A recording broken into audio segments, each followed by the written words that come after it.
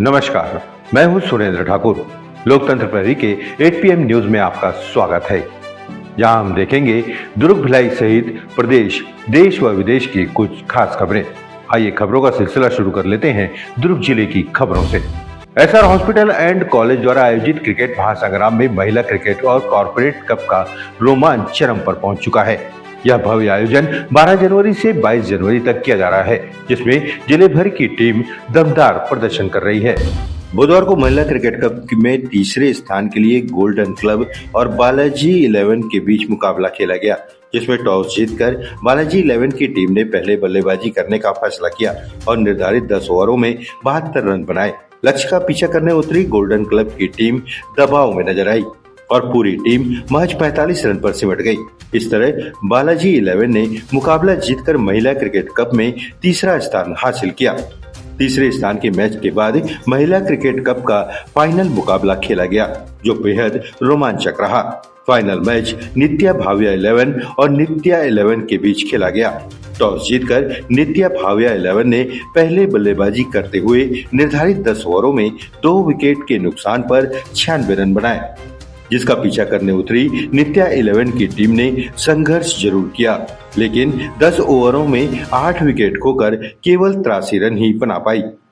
इस तरह नित्या भाव्या 11 ने यह फाइनल मुकाबला 13 रनों से जीतकर महिला क्रिकेट कप पर कब्जा जमा लिया।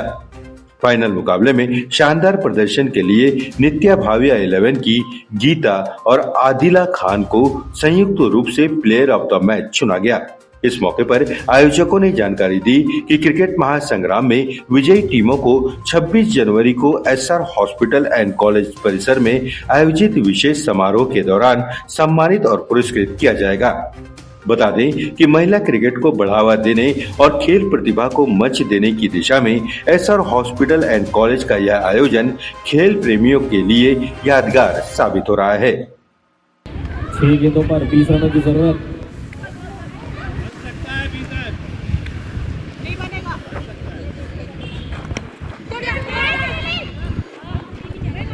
प्लेस कर स्ट्राइक पर लाया है बल्लेबाज शोभना को। नीचे देना, नीचे।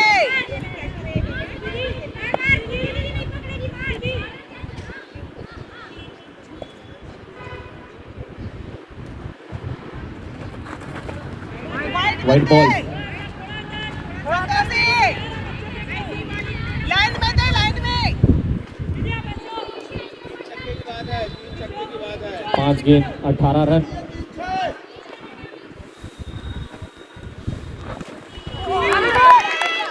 नहीं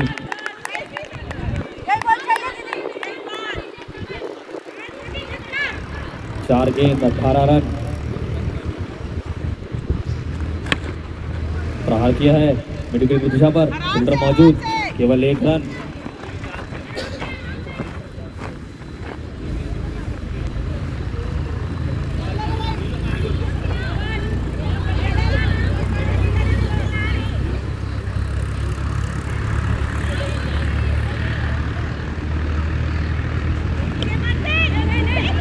फिर से प्लेस कर दिया है मैदान की दिशा पर, केवल 1 रन।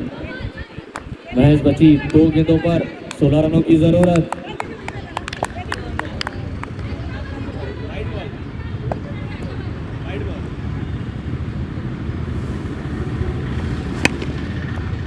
शानदार शॉट, अंपायर का इशारा, 2 रन का।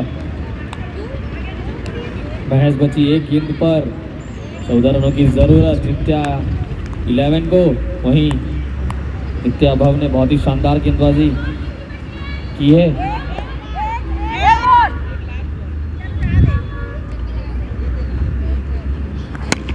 जोरदार प्रहार, फील्डर मौजूद और इसी के साथ नित्या भव ने मैच जीत लिया। इसी के साथ विजेता भी रही।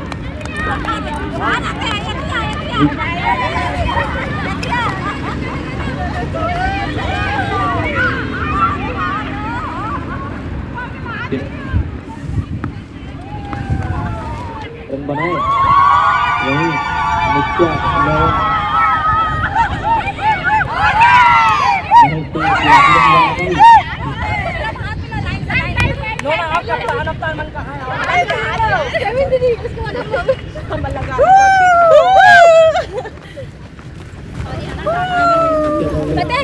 कभी भी अलर्ट रहना बेटा, है ना?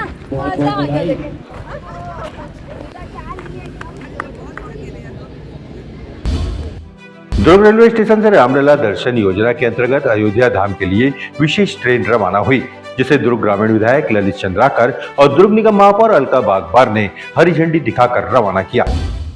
इस अवसर पर विधायक ललित ने कहा कि यह अवसर केवल एक यात्रा की शुरुआत नहीं, बल्कि प्रभु श्री राम के प्रति अटूट आस्था, श्रद्धा और भावनात्मक जुड़ाव का जीवंत प्रतीक रहा। इस पावन क्षण के साक्षी बनते हुए बड़ी संख्या में प्रदेशवासी प्रभु श्री राम के दिव्य दर्शन के लिए इस पुण्य यात्रा का हिस्सा बने।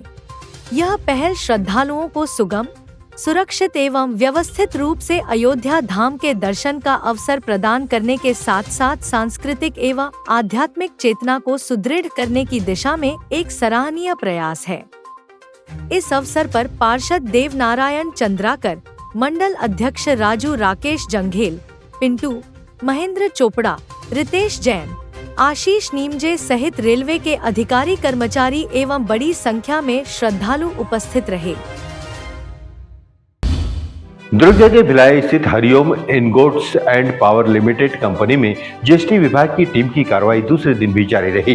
भिलाई के लाइट इंडस्ट्रियल एरिया की कंपनी में विभाग के अधिकारियों ने पिछले 5 सालों से जुड़े स्टॉक, प्रोडक्शन और आयात निर्यात से संबंधित दस्तावेजों की गहन जांच की।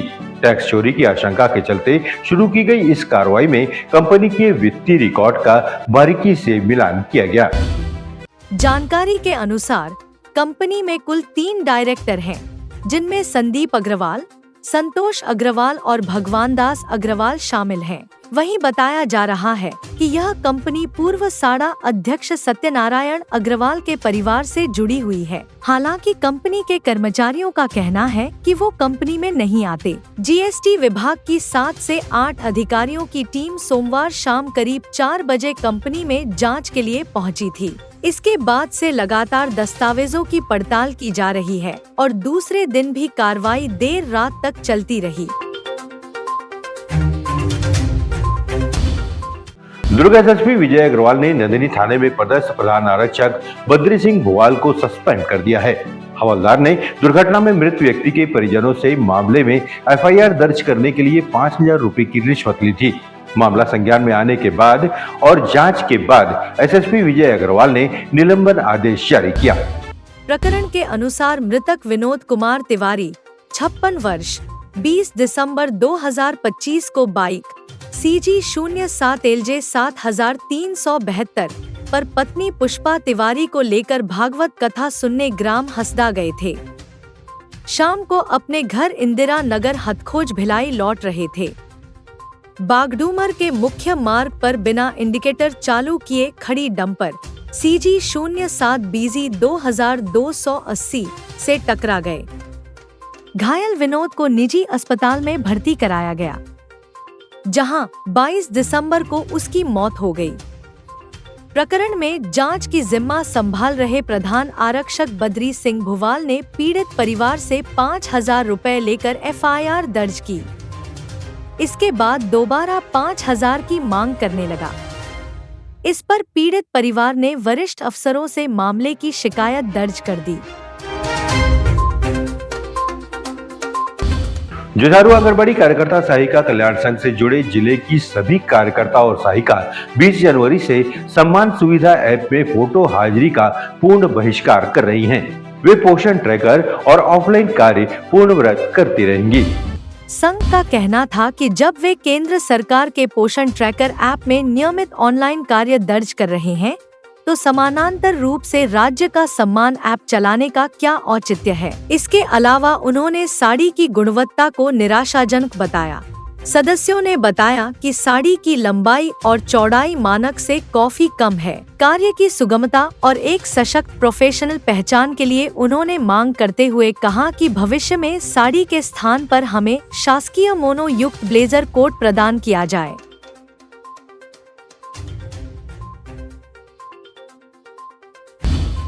प्रधानमंत्री आवास योजना शहरी के तहत 30 जनवरी को दोपहर 12:30 बजे दुर्ग निगम कार्यालय के सभागार कक्ष में आवास आवंटन की लॉटरी निकाली जाएगी। आयुक्त राजीव कुमार पांडे ने बताया कि प्रधानमंत्री आवास योजना HP किफायती आवास मोर मकान मोर आस एवं मोर मकान मोर चिन्हारी घटक के विभिन्न परियोजना स्थलों में निर्मित आवासों का आवंटन किया जाना है। सक्षम स्वीकृति प्राप्त कर कुल अंशदान राशि का 10% राशि और बेदखली व्यवस्थापन के लिए हितग्राही अंशदान 75,000 रुपए निगम कोष में जमा कराया जा रहा है। शासन के नियमानुसार लॉटरी में वरिष्ठ नागरिक व दिव्यांगों को प्राथमिकता से भूतल के आवास आवंटित किया जाएगा। आइए अब नजर डालते हैं प्रदेश की कुछ खास खबरों पर। बीजेपी अध्यक्ष की कुर्सी का छत्तीसगढ़ कनेक्शन एक बार फिर साफ दिखाई दिया है। पहले जेपी नड्डा और अब छत्तीसगढ़ प्रभारी रहे नितिन नवीन का राष्ट्रीय अध्यक्ष बनना इस बात का संकेत है कि पार्टी की केंद्रीय राजनीति में राज्य की भूमिका लगातार बढ़ रही है। नितिन नवीन के राष्ट्रीय अध्यक्ष बनने के बाद छत्तीसगढ़ में संगठन और सियासत दोनों स्तर पर बड़े बदलाव की उम्मीद की जा रही है। यह फैसला केवल दिल्ली की राजनीति तक सीमित नहीं है, बल्कि इसका सीधा असर छत्तीसगढ़ की सियासत और संगठनात्मक मजबूती पर भी दिख सकता है। बीजेपी के इतिहास में यह दूसरा मौका है जब छत्तीसगढ़ की जिम्मेदारी संभाल चुके नेता को राष्ट्रीय अध्यक्ष बनाया गया है। जेपी नड्डा ने भी पहले छत्तीसगढ़ प्रभारी के रूप में कमान संभाली थी। इसके बाद उन्हें बीजेपी का राष्ट्रीय अध्यक्ष बनाया गया था। जेपी नड्डा के कार्यकाल के दौरान भी पार्टी ने छत्तीसगढ़ को संगठनात्मक प्रयोगशाला की तरह इस्तेमाल किया था। अब नितिन नवीन के चयन को भी उसी कड़ी में देखा जा रहा है। पार्टी के अंदर यह चर्चा है कि छत्तीसगढ़ जैसे राज्य, जहां बीजेपी को कांग्रेस से सीधी और लगातार लड़ाई लड़नी पड़ी है, वहां के अनुभव राष्ट्रीय स्तर पर काम आ सकते हैं।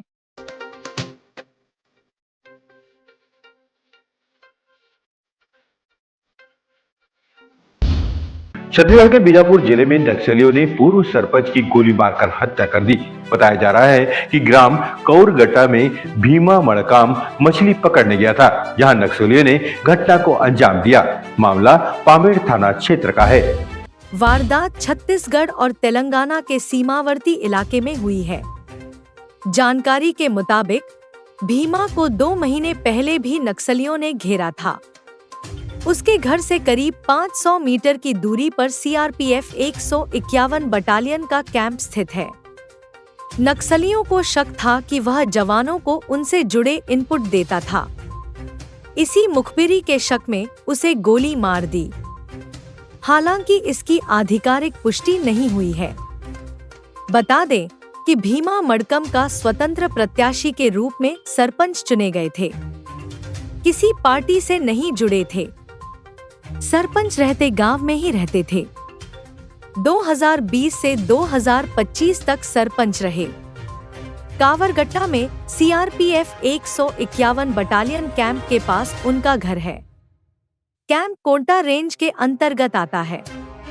ग्राम कंचाल के रहने वाले भीमा मड़कम पूर्व सरपंच है।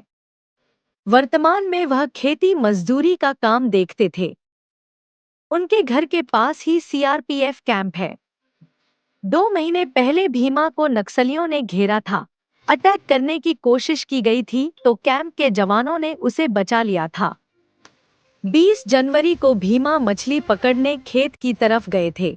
वहां कई और लोग भी मौजूद थे। लोगों की भीड़ के बीच नक्सलियों ने उन पर गोली चलाई, जिसके बाद वह गिर पड़े। वहां मौजूद लोगों ने तुरंत थाने में सूचना दी। भीमा मड़कम के पेट में नक्सलियों ने गोली मारी है। कुछ देर बाद पुलिस पहुंची तो डेड बॉडी घर लेकर गई। जहां वारदात हुई वह छत्तीसगढ़ और तेलंगाना का सीमावर्ती इलाका है। 2 महीने पहले सड़क निर्माण करने वाले ठेकेदार की हत्या हुई थी।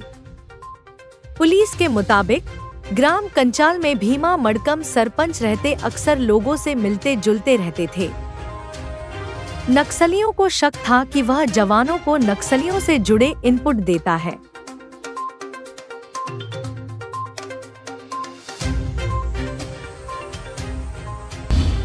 छत्तीसगढ़ का पहला पुलिस कमिश्नरी सिस्टम रायपुर में 23 जनवरी से लागू होगा। नगर निगम सीमा के बाहर भी इसका दायरा बढ़ाने की तैयारी है।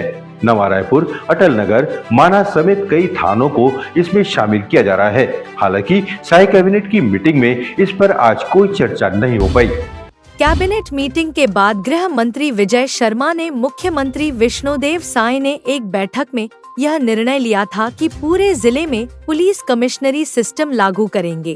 इसे जिले भर की दृष्टि से भी देखा जा रहा है। मुख्यमंत्री इस पर जल्द फैसला लेंगे। विजय शर्मा एडीजी कमेटी को पत्र भी लिख चुके हैं। सर्वे में शामिल 90% लोगों का कहना था कि पुलिस कमिश्नरी सिस्टम में नवा रायपुर को भी शामिल किया जाए। मध्य प्रदेश छत्तीसगढ़ के पूर्व डीजी अन्वेष मंगलम ने भी इसका समर्थन किया है। उनका मानना है कि किसी राज्य की कानून व्यवस्था मजबूत होती है तो निवेश बढ़ता है, स्थानीय लोगों के लिए रोजगार के अवसर बनते हैं। माननीय मुख्यमंत्री जी ने इस पर पिछले एक बैठक में निर्णय किया था कि समूचे जिले में भी इसको लागू किया जा सकता है, तो समूचे जिले की दृष्टि से भी इसकी चिंता की जा रही है। रायपुर में 9 साल की बच्ची से दुष्कर्म के आरोपी की अवैध दुकान बुलडोजर चलाकर ढहा दी गई। 65 वर्षीय आरोपी अब्दुल सज्जाद अंसारी ने 9 साल की बच्ची से लगातार 5 दिनों तक दुष्कर्म किया था। आरोप है कि उसने बच्ची को चॉकलेट देने के बहाने अपने घर ले गया और लगातार 5 दिनों तक उसके साथ दुष्कर्म किया। मामला सिविल लाइन थाना क्षेत्र का है। घटना सामने आने के बाद पुलिस ने आरोपी को गिरफ्तार कर जेल भेज दिया। इसके बाद नगर निगम ने आरोपी के अवैध निर्माण को जमींदोज कर दिया।